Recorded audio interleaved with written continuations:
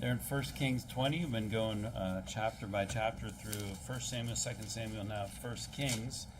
Before we get into 1 Kings 20, I'll talk about what was covered last week. Chapter 18 is when Elijah kills 450 prophets of Baal. And then chapter 19 is when Jezebel finds out about it, threatens him, and then Elijah runs away because he's afraid. Okay, and he blames it. He's justifying his actions by, oh, I'm the only one. I've did all these mighty works. I have such zeal, but there's nobody else. And the reality is that Elijah's faith was weak. He was discouraged. He was scared when this woman Jezebel said that she was going to kill him, and that's really why he ran. So we need to be honest with ourselves and honest with God, right? And it's just an example in the Bible that nobody's perfect, right? Everybody does things that if they could do it over again, Elijah probably wouldn't have run. He would have stayed his ground, and then some miracle would have delivered him from Jezebel. And I made the point that the spiritual life is going to ask of you more than you think you're capable of. Elijah's really pushed to the limits in that chapter. But God just kind of listens to him, and Elijah goes on this 40-day fast after being fed by the angel twice to Mount Sinai or Mount Horeb. And then there's this, God speaks to him in the small voice. He was not in the wind or in the fire or any of those things. And sometimes we need to look through the chaos of the world to actually hear God and not be discouraged by the chaos and things like that.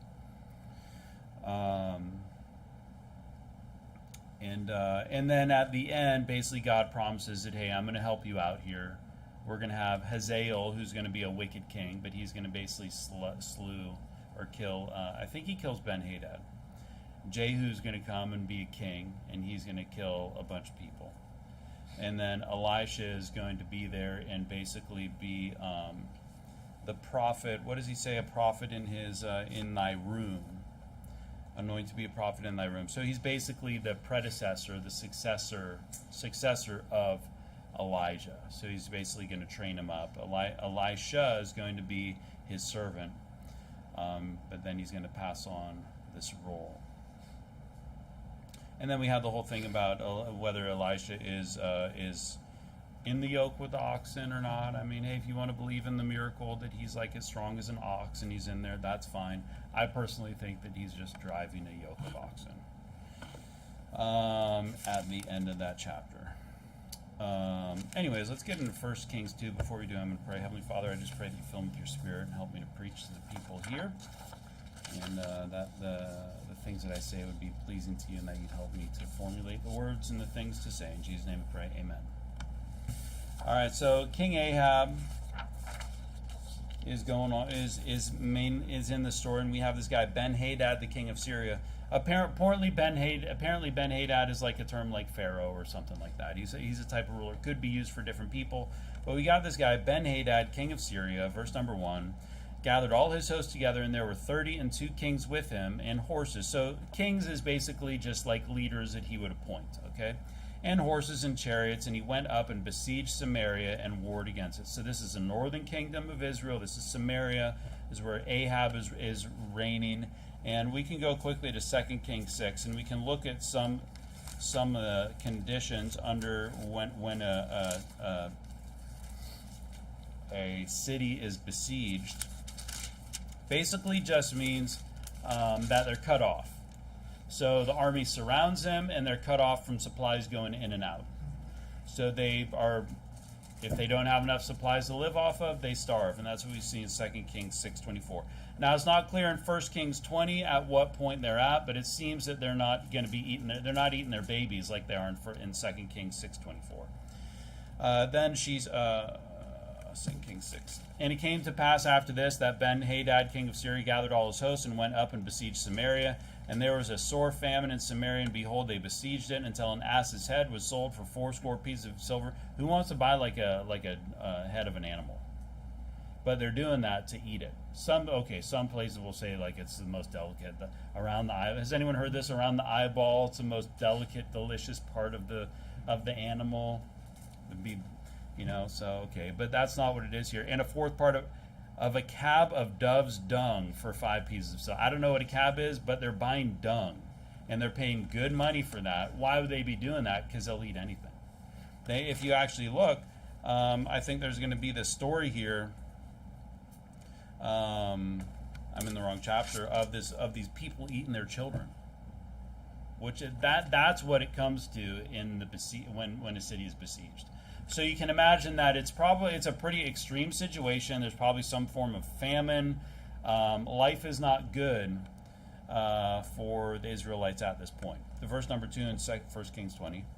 And he sent messengers, this is Ben-Hadad, to Ahab, king of Israel, into the city, and said unto him, Thus saith Ben-Hadad, Thy silver and thy gold is mine, thy wives also and thy children, even the goodliest are mine. And the king of Israel answered and said, My lord, O king, according to thy saying, I am thine, and all that I have. So he's like, hey, all your riches are mine, and also your wives and your children. So, I mean, I can imagine he's like, Jezebel, yeah, you can have her, right? It will be a relief to get her off my back. But he's basically like, Ben-Hadad is saying, I'm going to take your wives and your children. I don't think it's just under tribute. I think he's actually going to take them. This is a very strange thing, especially because the king of Israel is like, okay. Imagine if the government comes to your house and is like, okay, I'm going to take your wife and your children. And you're like, okay, like, because you're like hungry or something like that. I don't think any normal man is gonna stand for that. And it kind of reminds me, I've got Genesis 19 here, verse number 8, when they're all round about, or verse number 6. And Lot went out at the door unto them, and shut the door after him, and said, I pray you, brethren, do not so wickedly. Behold, now I have 2 daughters, which have not known man. Let me, I pray you, bring them out unto you, and do ye to them as it is good in your eyes. Only unto these men do nothing. And you read that, and you're like, Lot's offering his daughters to these wicked men of Sodom instead of like these 2 strangers. Like, what does that mean? It means that this situation is just crazy terrible. And that's what's going to happen when you're living in a place like Sodom. And when you're worshiping the devil, things like this will come upon you where when you're going to think that the best decision is to give away your wives and your children. I mean, it's one thing to take the gold, okay? But people, like, this is not a normal situation. I imagine that there's a lot of the situation's pretty serious. And also maybe he doesn't care about his family because it is Ahab after all. Verse number 5, and the messengers came again and said, Thus speaketh Ben-Hadad, saying, Although I have sent unto thee, saying, Thou shalt deliver me thy silver and thy gold and thy wives and thy children, yet I will send my servants unto thee tomorrow. So it's basically like, okay, send us out your wives and your children and your gold, maybe before. But now it's unto thee tomorrow about this time, and they shall search thine house and the houses of thy servants, and it shall be that whatsoever is pleasant in thine eyes, they shall put it in their hand and take away. So now he's like, okay, actually, you know what we're going to do? We're just going to go in, and anything we see, or really it's like anybody we see, we're just going to take them. Then the king of Israel called all the elders of the land and said, Mark, I pray you, and see how this man seeketh mischief. That's an understatement. For he sent unto me for my wives and for my children and for my silver and for my gold, and I denied him not. And all the elders and all the people said unto him, Hearken not unto him, nor consent. So, I mean, this Ben-Hadad's, who's going to steal children and wives?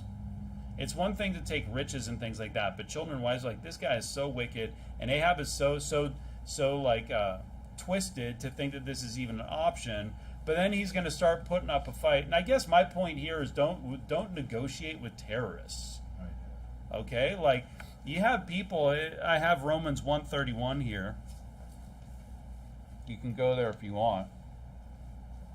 But, you know, it goes from like, oh, this tribute, oh, you give us your money, to like, give us all the women and children, and actually give us everything that you have. Sounds kind of like the LGBT terrorists, doesn't it? It's like, first they just want to get married, now they want your kids. And now they want to send you to jail if you don't agree with it. It's like they want everything. So, you know, you just don't give an inch. Because, you know, you heard the saying, you give the LGBT terrorists an inch, and they'll take a mile.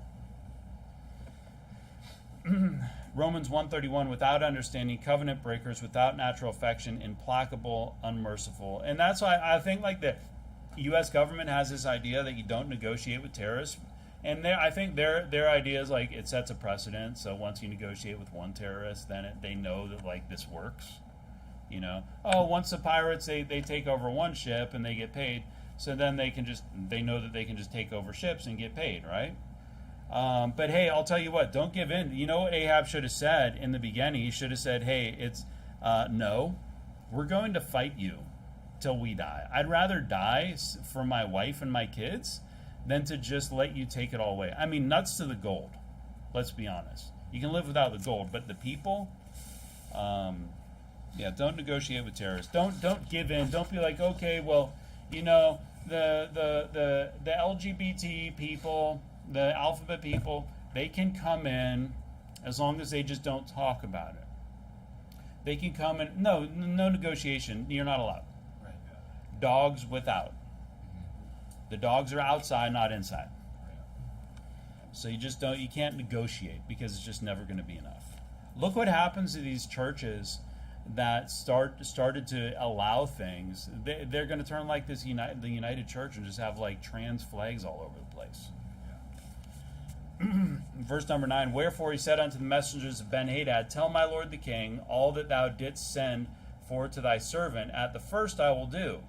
So he's trying to negotiate, but this thing will I not do. And the messengers departed and brought him word again. So he's like, hey, go back and say, I'll give you the gold and the wives and the children, but I'm not going to let you just come in here and take everything else that you want. And Ben-Hadad sent unto him and said, the gods do so unto me, and more also, if the dust of Samaria shall suffice for handfuls for all the people that follow me. Now, I think that's kind of a confusing thing. He's basically saying, like, I got so many people, like, do you even know who you're messing with? But if you think about it, like, the dust of Samaria, there isn't even enough dust for all his guys to come and walk away with, like, a handful of dust. Like, there's going to be guys empty-handed. He's got so many guys that there's not even enough for, like, the guys to carry away. Like, that's how many people. He's basically flexing, saying, I have so many people. Okay, you're going to die. You're going to talk to me like that? Like, I can do whatever I want. Verse number 11, and the king of Israel answered and said, tell him, not him that girdeth on his harness boast himself as he that putteth it off. I think this is a really cool verse. I really like what he's saying here. Now, if you think about it, I've got maybe I don't have a verse here. But the harness, I think, is related to like something that you would wear to go to battle. Like your sword would probably have a harness. So something that, or armor would have a harness, right? So I think what it's basically saying is, you know, if you're just getting ready to go out, you shouldn't be bragging to the guy who just came in from the battlefield. That type of thing. He's like, hey, don't overestimate yourself. Okay? Go to Ecclesiastes 9. You know, if you're just getting started here, Ben-Hadad, maybe you should check yourself.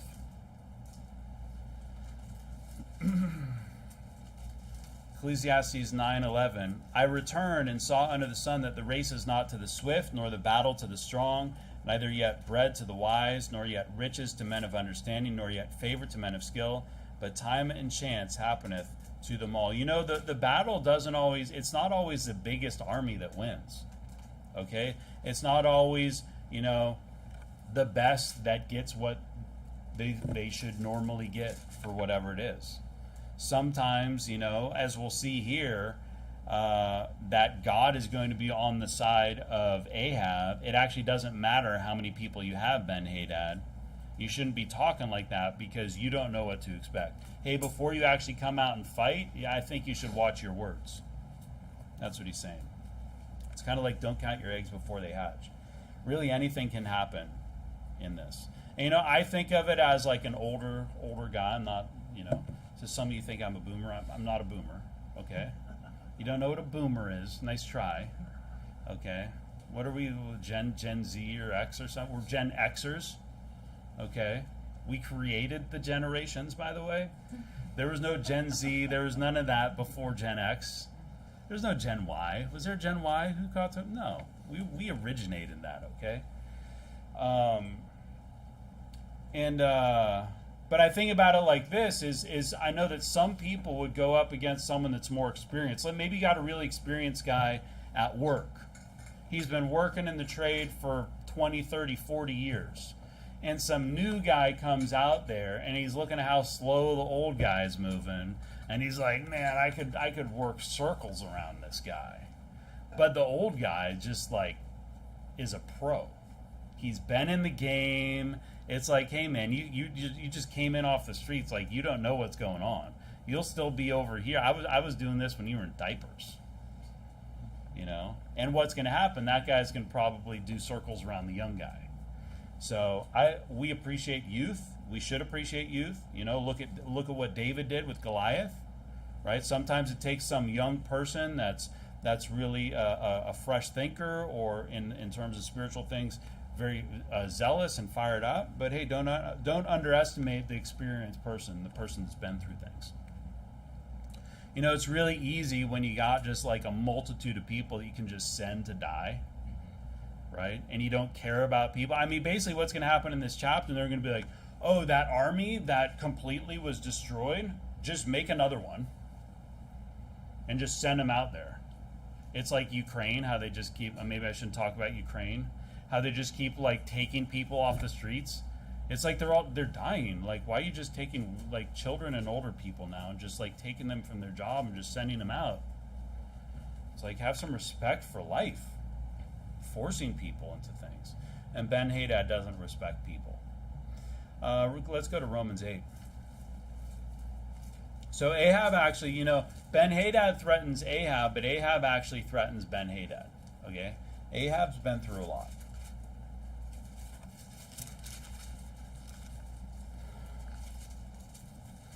He was being weak, but now he's standing his ground because he's asking too much. And that's why you just got to stand your ground from the beginning, okay? When things start getting a little weird, whether it's with people or with whatever it could be, sometimes you got to stand your ground soon. Otherwise, you're going to be like the frog in the pot of water. Eventually, it's going to be boiling, and you're going to be boiling to death. Romans 8:31. Now, the way that we do that is we do that from behind the pulpit, okay? That's why it's important that no matter what's going on, we're preaching things, you know, that maybe are not a big deal today, even though it seems like everything's a big deal, but we're always talking about things, you know? That's why it was bad when they stopped preaching against the Sodomites in a lot of places, because now they're no longer preaching it, and now the Sodomites have infiltrated. So that's why we need to keep preaching things and keep these things fresh. Romans 8:31. What shall we say to these things? If God be for us, who can be against us? And that's a great question. Hey, if God is with us, if the Creator is on our side in any aspect of life, you know, who can be against us? I mean, people can be against us, but who's going to like actually be able to come at us?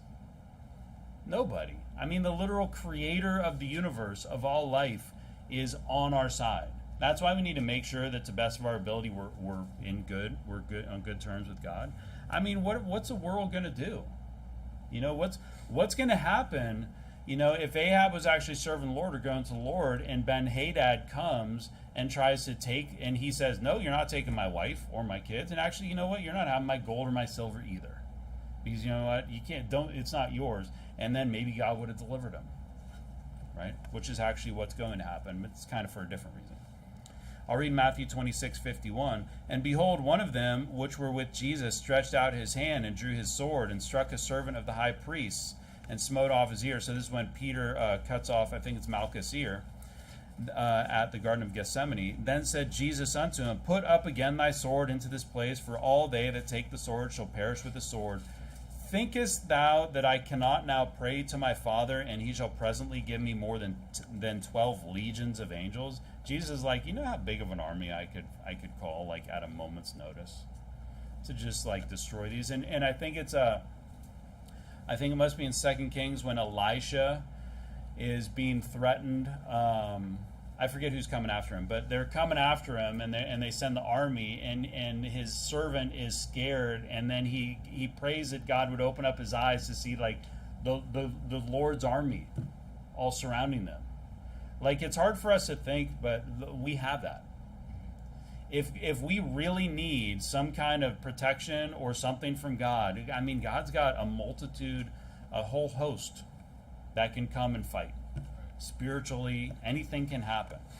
So, we benefit from God being on our side, and we know that miracles can happen. So this is why, we should have faith in the Bible and just trust that if something bad happens, if something like this, some threat like this happen, we stick with God and He can deliver us. And it happens. It happens over and over. We don't need to give in. We don't need to give in to the threats from people, from stupid neighbors telling us that we need to change our times and stuff like that. What a minor thing, but what a inconvenience. You know what I mean?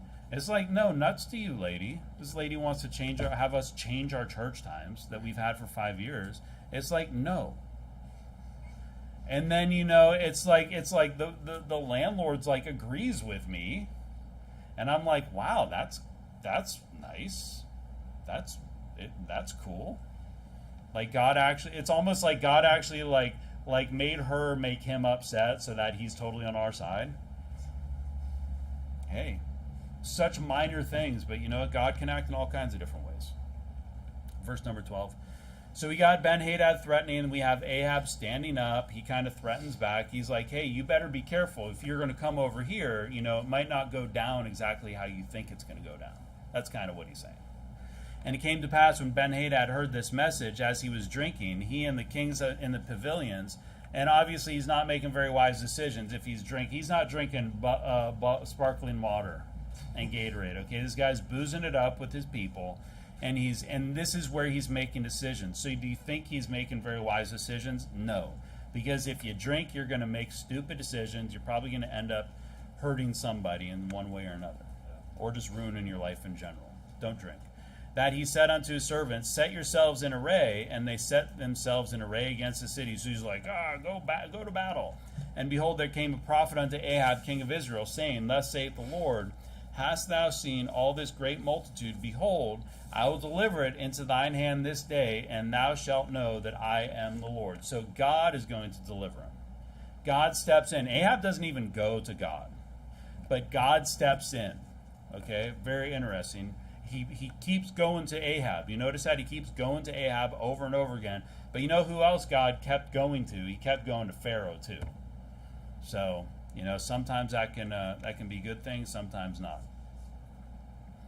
But at least through all these miracles, even if he doesn't reach Ahab, he's probably going to reach some other people in Samaria that are going to see the work of the Lord when they have an army of it's going to be 7,000 people going up against a multitude that almost can't even be numbered.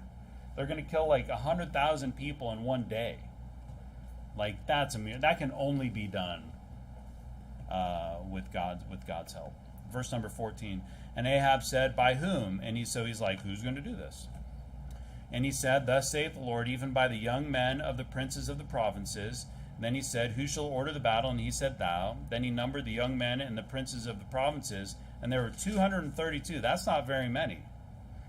And after them he numbered all the people, even all the children of Israel, being 7,000. That's not a whole lot of people, right? So you can understand this is probably, maybe it's one city or it's a small area. There's only 7,000 people that are going to go to battle against Ben-Hadad. So you can understand why Ben-Hadad is saying what he's saying. But go to Judges 7.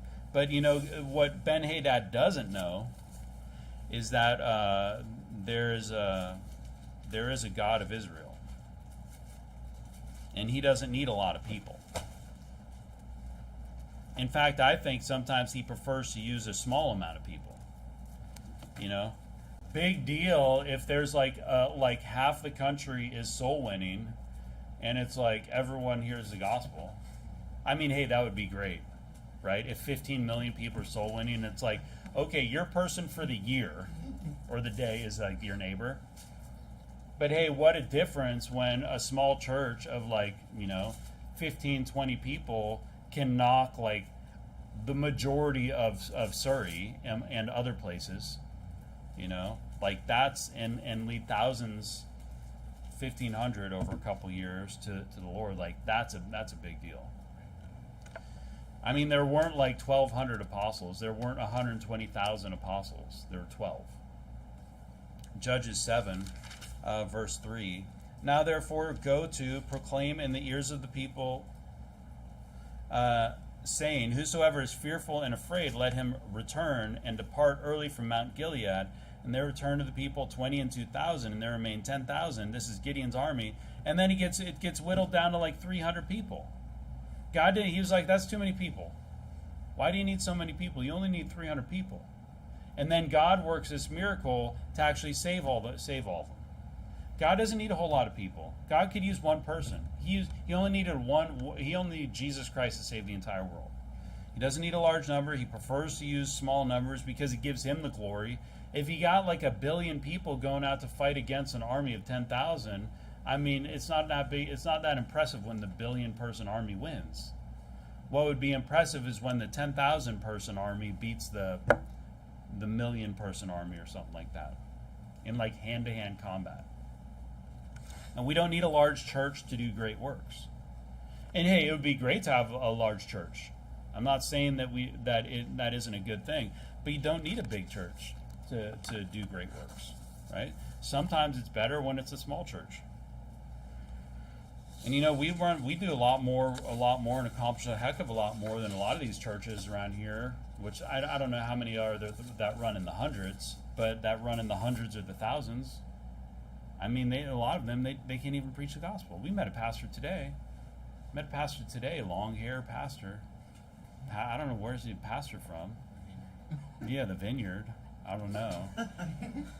And I asked him, hey, I was trying to be kind of respectful, even though, like, obviously this guy's, like, not a legitimate pastor. Let me be honest.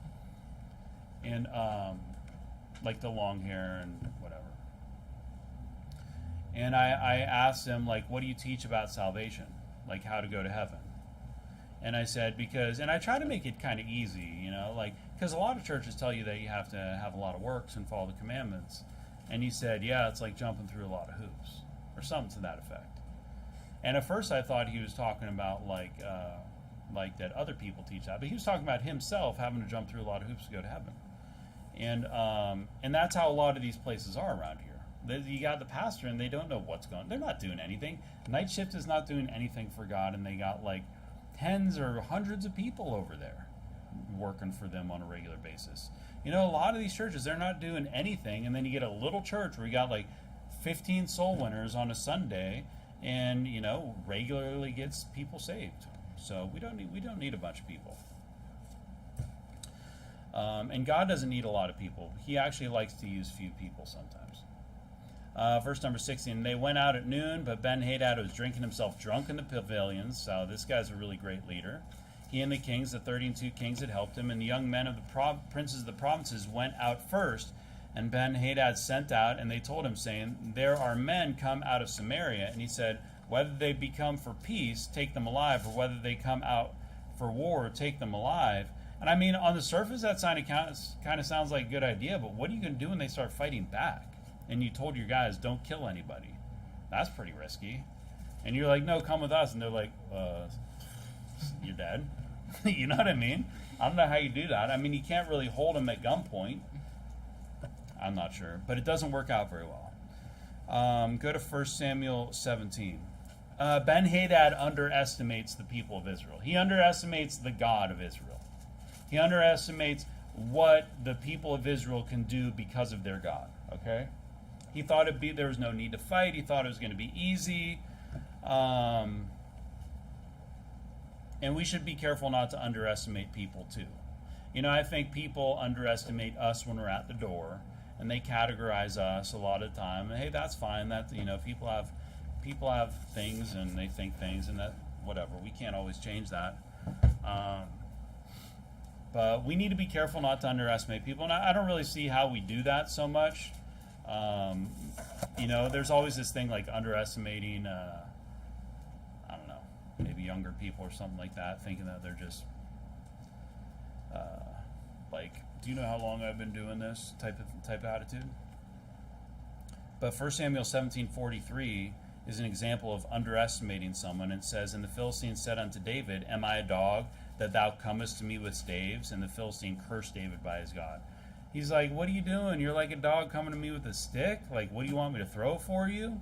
And then what happened? This guy smote him and he killed him with a rock in his forehead. So, hey, be careful not to underestimate people. But I think the bigger thing is people need to be careful not to underestimate God and the people of God.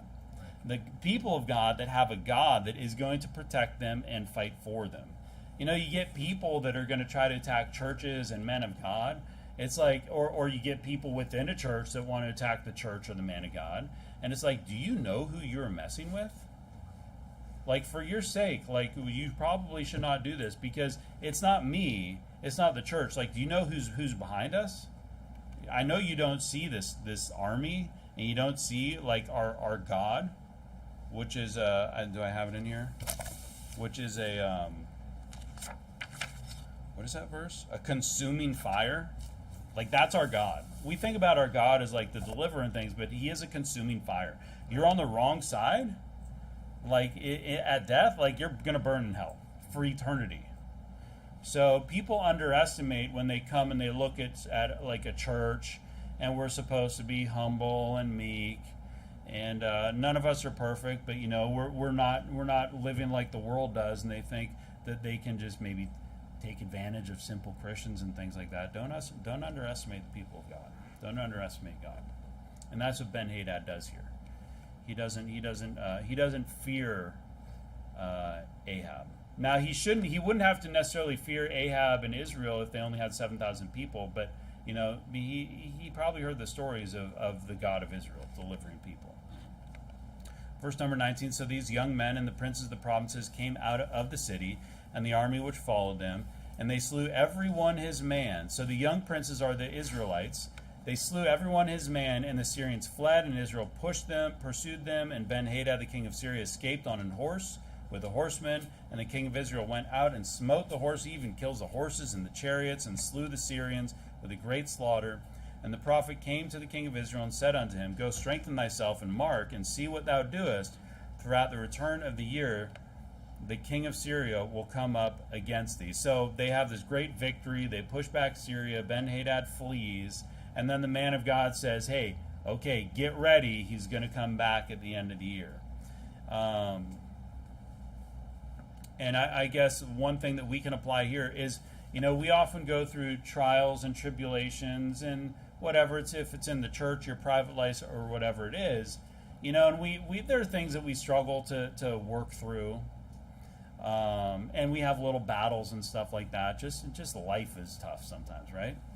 And when you get through things, and sometimes I think of it often as like a tunnel, and you're in a tunnel, and then you finally you see a light, and then you get through, and then things pass, and you can move on. Hey, those are the times when you need to prepare for the next battle, because the battle is going to come, the trial is going to come. Don't think that just because you got through one hardship that it's like, oh, finally, like the only hardship of my life is now dealt with, and I don't need to deal with anything else. Like, it's just going to come again. And as a Christian, usually it gets harder and harder and harder, right, as we go on. So in breaks in the battle and breaks in life, we're supposed to study and strengthen and prepare. Now, a lot of time, what do people do? Maybe when things get hard, they come to church and they start doing things, and then when things get easy, they fall out of church and they go back to the old ways. That's the wrong thing. What you need is when things are good, when things are bad, you need to be in church, and when things are good, you need to be in church. It's just as important, okay? We need to prepare ourselves mentally and spiritually for the things that are going to come.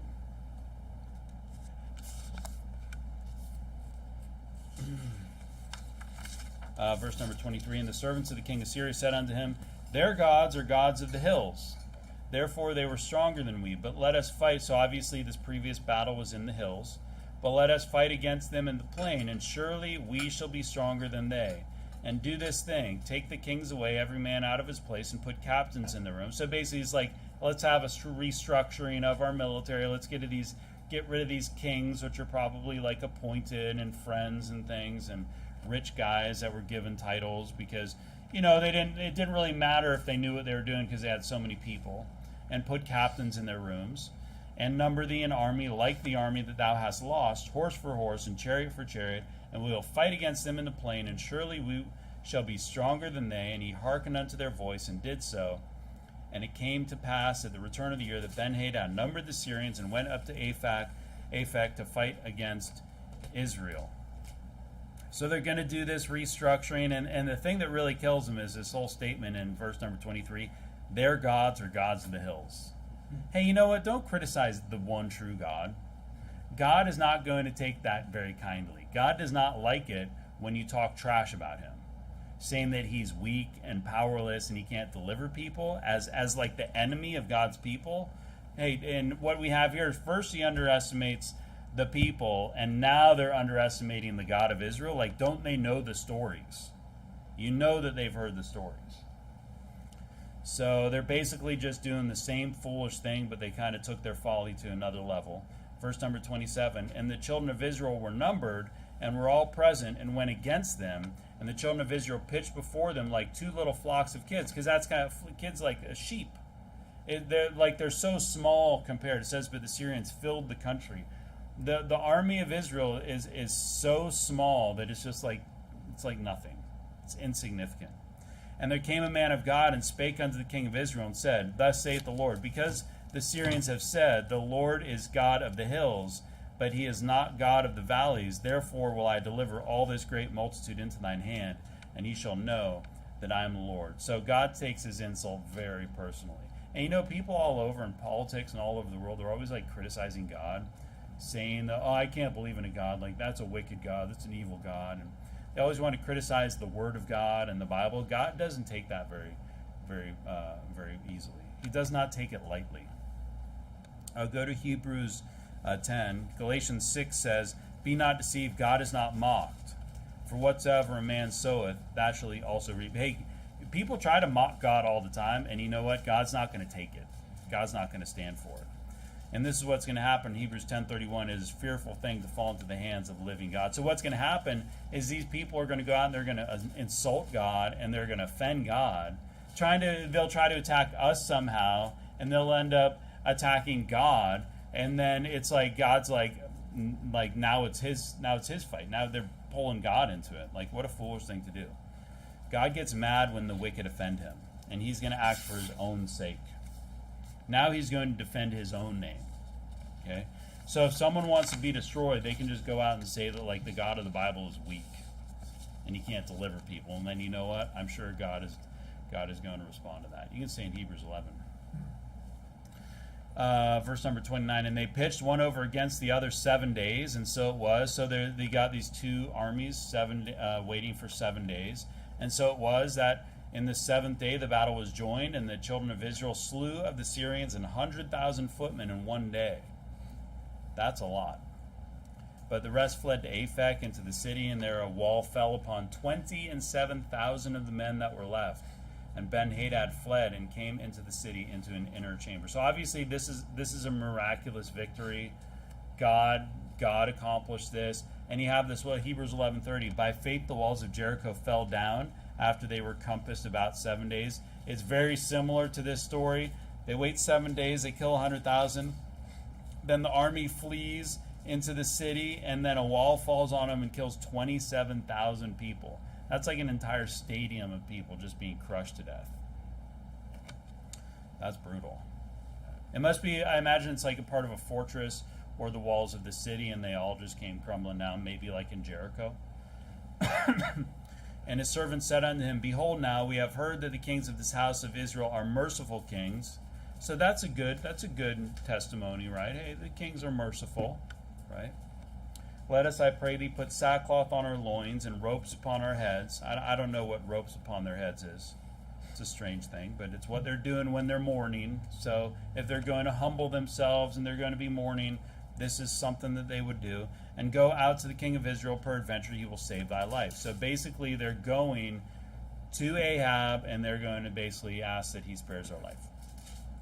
So they girded sackcloth on their loins and put ropes on their heads and came to the king of Israel and said, thy servant Ben-Hadad saith, I pray thee, let me live. And he said, is he yet alive? He is my brother.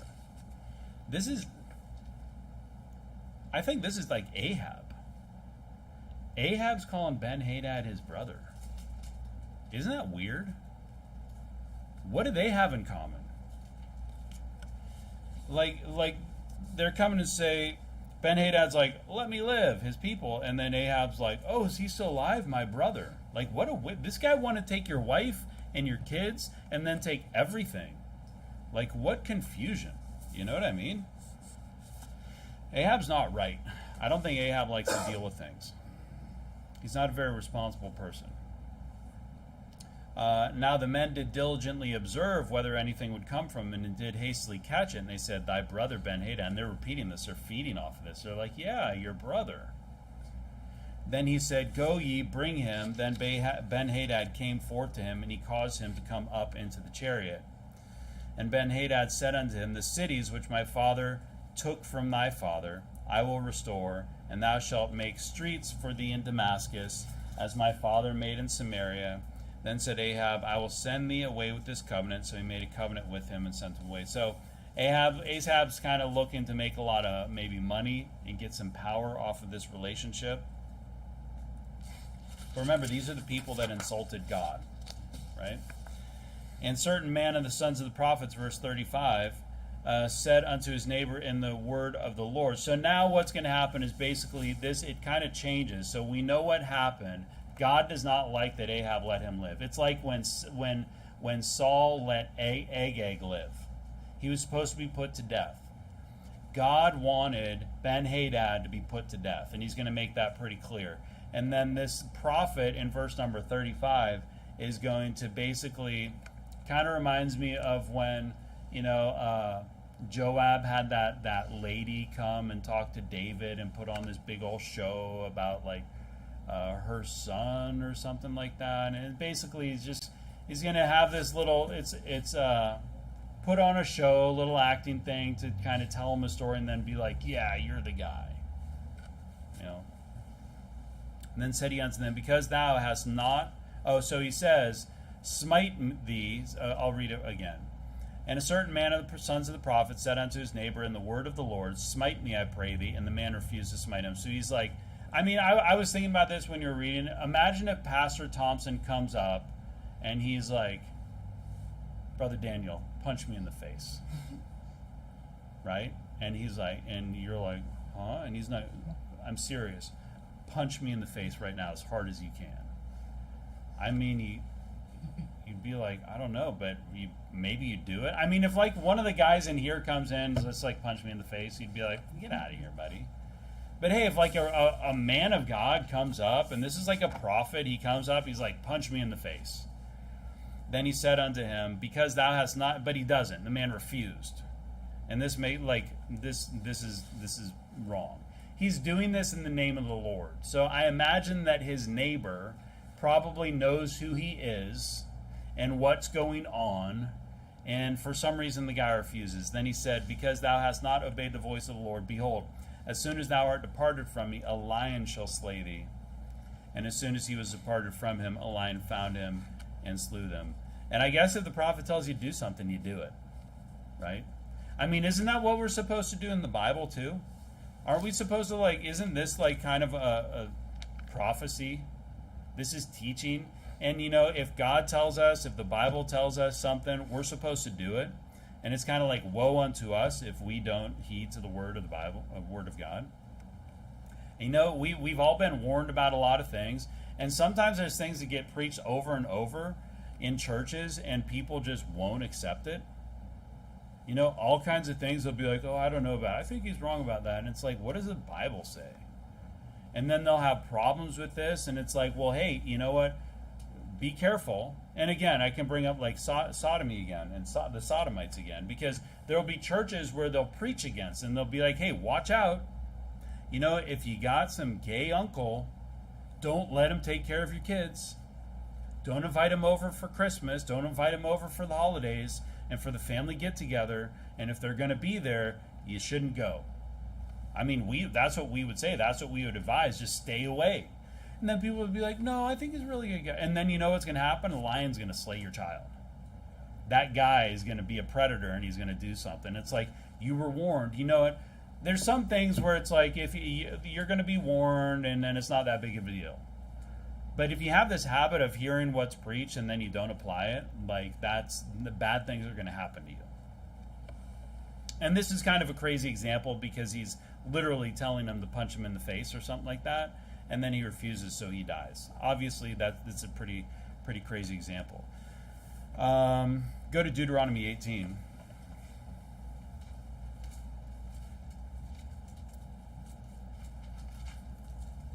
Obviously, like today, we don't have the ability to just call a lion out. You know, like if I'm like, Brother Levy, punch me in the face, and you're like, man, I'm not punching you in the face, and I'm like, you're going to be slayed by a lion. Like, not going to happen. But this was obviously a very serious thing that needed to be done, and this guy didn't obey it. He didn't obey the prophet. Deuteronomy 18:18, I will raise them up a prophet from among their brethren, like unto thee, and will put my words in his mouth, and he shall speak unto them all that I shall command him. And it shall come to pass that whosoever will not hearken unto my words, which he shall speak in my name, I will require it of him. Now, what's that it? In this case, it's his life. Hey, the prophet, I mean, things are a little bit different in the Old Testament. These guys get filled with the Holy Spirit, and they would prophesy, and these were hardcore men of God, and they do miracles, and they'd say things like he did to Ahab, like, hey, you know, God's going to deliver you, go to battle, God's going to deliver you, and it's going to come to happen. You know, that doesn't happen today. You know, no one's coming to Brother Wynn. God's not coming to me and telling you what job you should have and what's going to happen, who's going to, you know, win some battle or something like that. Like, that doesn't happen. We have the Bible, but it was different back then. God was coming to people, telling them to do things, and then the guy's like, you need to do this because God told him to do this, and then he refuses, and so he died.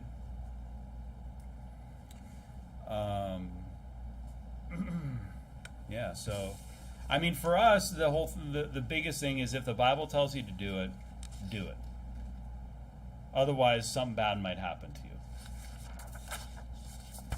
Verse number 37, then he found another man and said, smite me, I pray thee. And the man smote him, so that in smiting he wounded him. So, he breaks his nose or something like that. So the prophet departed and waited for the king by the way and disguised himself with ashes upon his face.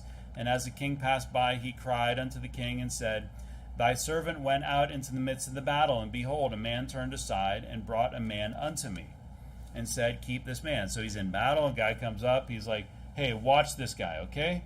Don't let him out of your sight. I'm talking to you. Watch him, don't let him out of your sight. If by any means he is missing, then shall thy life be for his life. So if you lose him, you're going to die. Or else thou shalt pay a talent of silver, or you're going to pay me a bunch of money, right? $10,000. And you don't have the money, let's say. And as thy servant was busy here and there, so then he's off running around, and he loses him. He was gone. And the king of Israel said unto him, so shall thy judgment be, thyself hast decided. He's like, well, you're saying that you lost him, and you're saying that the agreement was that you would die, so, I mean, you just told me that you're supposed to be dead. Like, you deserve, you told me yourself. And he hasted and took the ashes away from his face, and the king of Israel discerned him that he was of the prophets. And he said unto him, thus saith the Lord, because thou hast let go out of thy hand a man whom I appointed to utter destruction, this Benhadad, therefore thy life shall go for his life, and thy people for his people. And the king of Israel went to his house heavy and displeased, and came to Samaria. And I was looking, and I think maybe it's verse number 28, if you look back. Basically, God declares war on this place. That he's going to basically deliver the great multitude into your hand. God wants Ben-Hadad dead. He wants them all, to be honest, it's like he wants all of them dead. He's like, just wipe them off. You see this in the Old Testament. He's just like, kill them all. Put them all to death. Ahab, he's cursed here. He's gonna die. And I guess the message here is we can go to 2 Chronicles 19. Don't be weak. Why is he calling Ben-Hadad brother? He should have hated Ben-Hadad for the things that they were saying about God. He should have hated Ben-Hadad and the Syrians for the things that the way that they were treating the God of Israel. Don't be more, how these people that are like trying to be more compassionate than God, more loving than God, the people that will give homeless people food and maybe even money when the Bible says, hey, the homeless people that aren't working shouldn't eat. And if you find a legitimately homeless person that is working 2 jobs and still is homeless, it's a miracle, because that's impossible. Because there's no person that would, unless they have like $250,000 in debt or something like that, like it's impossible to be working and not able to put a roof over your head. It might not be the roof you want, but it's impossible. There's no way. You could work minimum wage and be making like over $30,000 a year, and you could find a room somewhere for $500 a month, $1,000 a month, and you could live there. These people should not get anything. But these people at night shift and other places like it, they think that they're doing a great work for God by giving people anything, provision, when what they should be doing is learning to do it for themselves, because then they just become dependent on it. They think they're more loving than God, because God says, don't do that. That guy should, a lot of these people probably have families that they're not taking care of. A lot of hey, they should die. And you're not taking care of your family, you're worse than like a heathen, an infidel. People that are more forgiving than God, more compassionate than God. I mean, in this case, Ahab is like, oh, my brother, oh, it's all good. No worries. No, like God wants this guy dead. The people, we're not going to go out and kill people, but we should not love the people that hate God. We should not love the people that God hates. And we should not love the people that God wants to be dead. Okay? 2 Chronicles 19:2, and Jehu the son of Hanani the seer went out to meet him and said to King Jehoshaphat, shouldest thou help the ungodly and love them that hate the Lord? Therefore is wrath upon thee from before the Lord. That's how God thinks. Hey, and this is the same thing that's happened here. You're helping the ungodly and you're loving them that hate the Lord. So you know what? God's wrath is upon you, Ahab.